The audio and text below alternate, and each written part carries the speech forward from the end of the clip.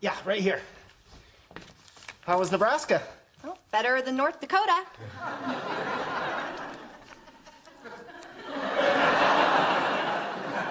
I guess that joke's only funny in Nebraska. From the data at hand, you really can't draw that conclusion. All you can say with absolute certainty is that that joke is not funny here.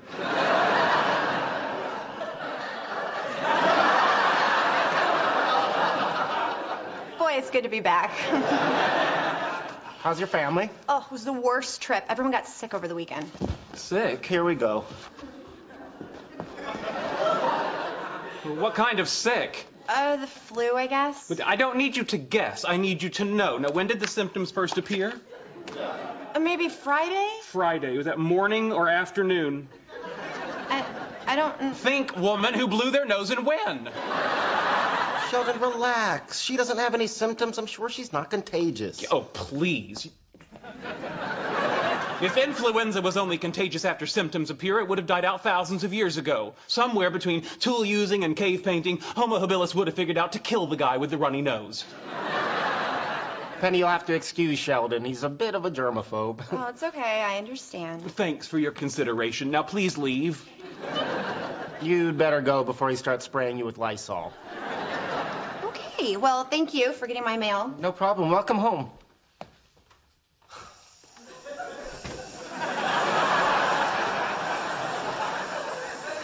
What? Okay, here you go, Leonard. 1 tequila sunrise. Thank you. You know, this drink is a wonderful example of how liquids with different specific gravities interact in a cylindrical container. Thank you. Okay, Raj, what'll it be? Whatever you recommend. How about a grasshopper? I make a mean grasshopper. Okay, good. Coming up. Sheldon, what are you gonna have? I'll have a Diet Coke. Okay, can you please order a cocktail? I need to practice mixing drinks. Fine. I'll have a Virgin Cuba Libre. That's, rum and Coke without the rum. Yes. So, Coke. Yes. And would you make it diet?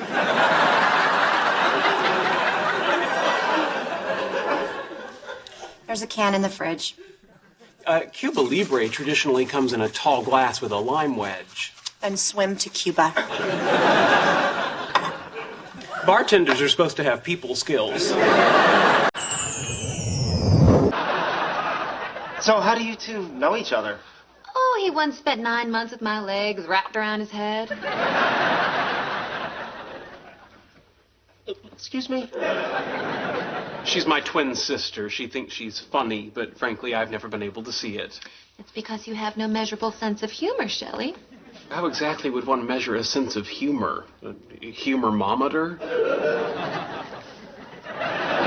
Well, I think you're delightfully droll. Or as the French say, très drôle.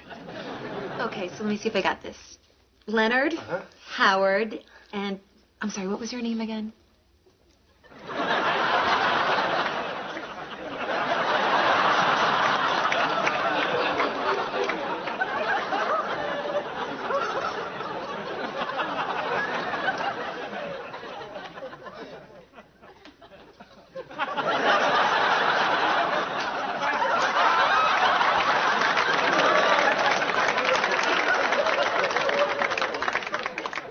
Rajesh. This is really delicious, isn't it? Still can't talk to me unless you're drunk, huh? Oh, sweetie, you are so damaged. Hey, I'm damaged too. How about a hug for Howie? Sure, Raj, hug Howard.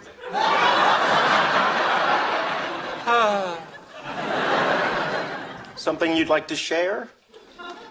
A tale of woe, perhaps. 15 years old. Dennis Kim is 15 years old, and he's already correcting my work.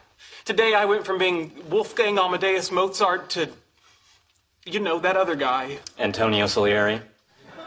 Oh, God, now even you're smarter than me. You know, Sheldon, you don't have so many friends that you can afford to start insulting them. Just eat, Sheldon. You'll feel better. Why waste food? In Texas, when a cow goes dry, they don't keep feeding it. They just take her out and shoot her between the eyes. I'm confused. Did Sheldon stop giving milk? Can't let this kid get to you. You always knew that someday someone would come along who was younger and smarter. Yes, but I assumed I would have been dead hundreds of years, and that there'd be an asterisk by his name because he'd be a cyborg.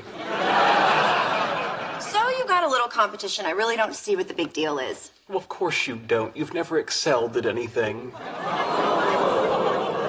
I don't understand exactly. How did he get any friends in the first place? We liked Leonard. Okay, so here's the thing. I guess you're aware that Leonard asked me out. Well, he didn't actually say anything, but when he came back to the apartment, he was doing a dance that brought to mind the Happy Hippos in Fantasia. Oh, that's nice. Anyhow, the thing I wanted to talk to you about is, since Leonard and I have become friends, I was just... Want to sit down? Oh, I wish it were that simple. You see, I don't spend much time here, and so I've never really chosen a place to sit. Well, choose. There are a number of options, and I'm really not familiar enough with the cushion densities, airflow patterns, and dispersion of sunlight to make an informed choice. All right, well, why don't you just pick one at random, and then if you don't like it, you can sit somewhere else next time. No, that's crazy. You go ahead and talk while I figure it out. Okay. Here's the thing. So I've known for a while now that Leonard has had a little crush on me. A little crush? Well, I suppose so, in the same way Menelaus had a little crush on Helen of Troy. All right, yeah, I don't really know who they are. Well, Menelaus was the brother of Agamemnon. Yeah, honey, I don't care. Listen, the point is, Leonard isn't the kind of guy I usually go out with. Leonard isn't the kind of guy anyone usually goes out with. Would you be open to rotating the couch clockwise 30 degrees? No. What I'm saying is, Leonard might be different in a good way. Obviously, my usual choices have not worked out so well. The last one worked out well for Cuther Polly. He got a free iPod. Oh, glare. Wodazing Sheldon. No, it's Wodamingze Sheldon. Wodamingze Sheldon. What's this? That's what you did. I assumed as in a number of languages that the gesture was part of the phrase. Well, it's not. Why am I supposed to know that? As the teacher, it's your obligation to separate your personal idiosyncrasies from the subject matter. I'm really glad you decided to learn Mandarin. Why? Once you're fluent, you'll have a billion more people to annoy instead of me. Hey, Medu Luitza. You just called Leonard a syphilitic donkey. My apologies, Leonard. I'm only as good as my teacher. But on the other hand, if things don't go well with Leonard, I risk losing a really good friend. I'm guessing he's not looking for a fling. He's the kind of guy that gets into a relationship for, I don't know, like you would say light years. I would not say that. No one would say that. A light year is a unit of distance, not time. Thank you for the clarification.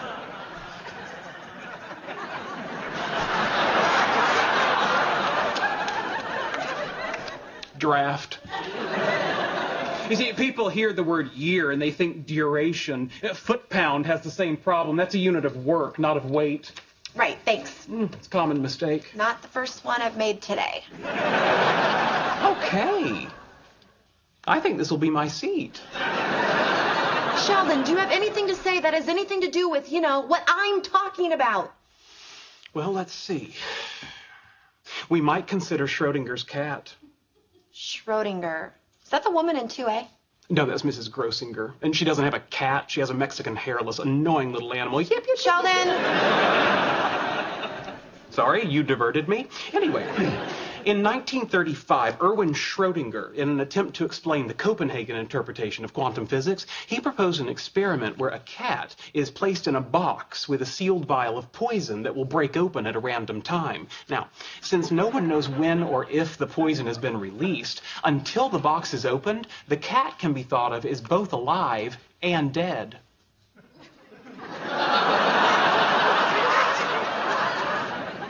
I'm sorry, I don't get the point. Well, of course you don't get it. I haven't made it yet. You have to be psychic to get it, and there's no such thing as psychic. Sheldon, what's the point? Just like Schrodinger's cat, your potential relationship with Leonard right now can be thought of as both good and bad. It is only by opening the box that you'll find out which it is. Okay, so you're saying I should go out with Leonard. No. Let me start again. In 1935, Erwin Schrödinger